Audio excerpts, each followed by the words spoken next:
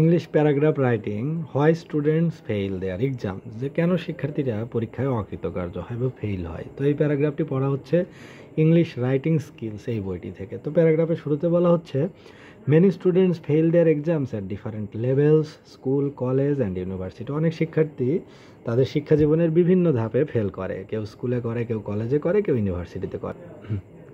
There may be some causes which are beyond their control, কিছু কিছু কারণ রয়েছে যেগুলো তাদের নিয়ন্ত্রণের বাইরে, but such causes are very few, কিন্তু এমন কারণ খুবই কম। Most of the causes lie with the students themselves, বেশিরভাগ কারণ নিহিত তাদের মাঝেই আছে যে কেন তারা ফেল যায়। We can identify about 8 principal causes, আমরা 8টি মূল সমস্যা চিহ্নিত করতে পারি। Firstly, the students who fail are not attentive to their studies, প্রথমত কারণ যে তারা লেখাপড়ায় অমনোযোগী, এই জন্যই তারা পরীক্ষায় ফেল যায়।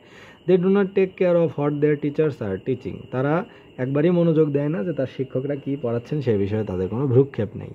নর what portions of their books are being covered by their teachers, তারা এটাও জানে না যে শিক্ষকরা কোন পর্যন্ত তাদের পড়িয়েছেন, তাদের পাঠ্য বইয়ের কতটুকু পড়া হয়েছে এটাও তারা জানে না। Secondly, they are not regular in class attendance, তারা ক্লাস অ্যাটেন্ডেন্সে একদমই নিয়মিত না। They do not give any importance to their classes, তারা শ্রেণীতে কোনো গুরুত্বই দেয় না। Thirdly, they lack concentration in their studies, পড়াশোনায় তাদের যথেষ্ট অমনোযোগ রয়েছে। They read little and whatever they read they do not give any attention to their lessons, তারা পড়েই খুব অল্প এবং যতটুকু পড়ে ততটুকু তারা মনোযোগ দেয় না। Fourthly, they do not have perseverance, তাদের ভিতরে কোনো অধ্যবসায় নেই। If they fail to understand lessons in their first attempt they give up, যে তারা যদি প্রথম পড়ায় কোনো কিছু তাদের কাছে কঠিন মনে হয়, দুর্বোধ্য মনে হয়, পরবর্তীতে তারা এটা হাল ছেড়ে দেয়, তারা আর দ্বিতীয়বার ওটা খুলেও দেখে না বা বোঝার চেষ্টাও করে না। They do not try again and again to understand them, অর্থাৎ সেটি বোঝার জন্য বারবার তারা চেষ্টা করে না, কোনো চেষ্টা তারা করে না, কোনো অ্যাটেম্প্ট তারা নেয় না। The fifth cause is their lack of punctuality, পঞ্চমত হচ্ছে তাদের ভিতরে রয়েছে সময়ানুবর্তিতার অভাব।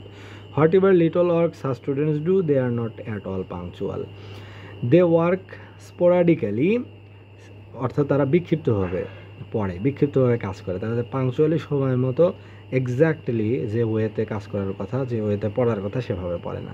সিক্সথলি, they waste their valuable time in gossiping, merrymaking and watching TV or spending a long time in playing games themselves, অর্থ হচ্ছে এছাড়াও অন্য কারণ আছে যে তারা টিভি দেখে, তারা দীর্ঘ সময়গুলো গল্প গুজব করে, আনন্দ করে, ফুর্তি করে, গেম খেলে, এসব করে তারা সময় নষ্ট করে। Last but not the least, সর্বশেষ কিন্তু কম গুরুত্বপূর্ণ নয়, সেটা হচ্ছে they lack motivation to do well as students, যে শিক্ষার্থী হিসেবে যে তারা ভালো করতে পারে এই বিষয়ে তাদের যথেষ্ট প্রেরণার অভাব রয়েছে। They do not want to learn anything, তারা কোনো কিছু জানতেই চায় না।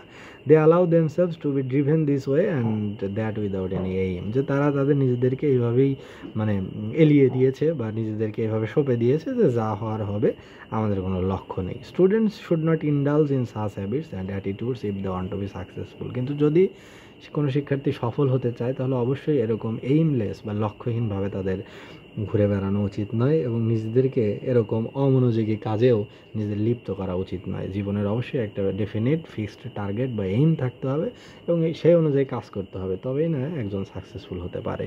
তো এই যে প্যারাগ্রাফটি, যে হয় স্টুডেন্টস ফেইল দেয়ার এক্সাম, কেন শিক্ষার্থীরা পরীক্ষায় ফেল করে, এই প্যারাগ্রাফটি পড়া হলো ইংলিশ রাইটিং স্কিলস বইটি থেকে।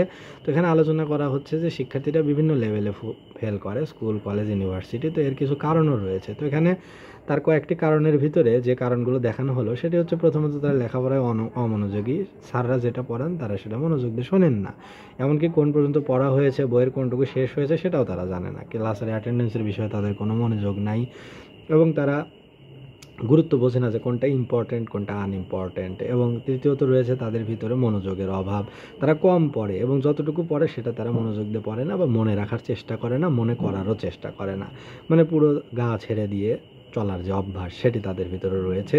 এবং কোনো পড়া যদি একবারে কঠিন মনে হয় কোনো পার্ট, দ্বিতীয়বার যে তারা সেটা চেষ্টা করা বা trying again and again two understand them, এই প্রবণতাটা তাদের ভিতরে নাই। অন্য একটা কারণ রয়েছে, সেটি হচ্ছে পাংচুয়ালিটির অভাব, তারা একদমই পাংচুয়াল না, তারা কাজ করে স্পোরাডিক্যালি বা বিক্ষিপ্তভাবে, অর্থাৎ একদিন একটু করলো, পরে কয়েকদিন আর খবর নেই, তারপরে আবার একটু করলো, এইভাবে তাদের ভিতরে প্রোগ্রেস হয় না। এবং তারা তাদের ভ্যালুয়েবল টাইম গসিপ করে, মেরি মেকিং করে, ওয়াচিং টিভি করে, spending A lot of time in playing games, এসব করে সময় সময় নষ্ট করে।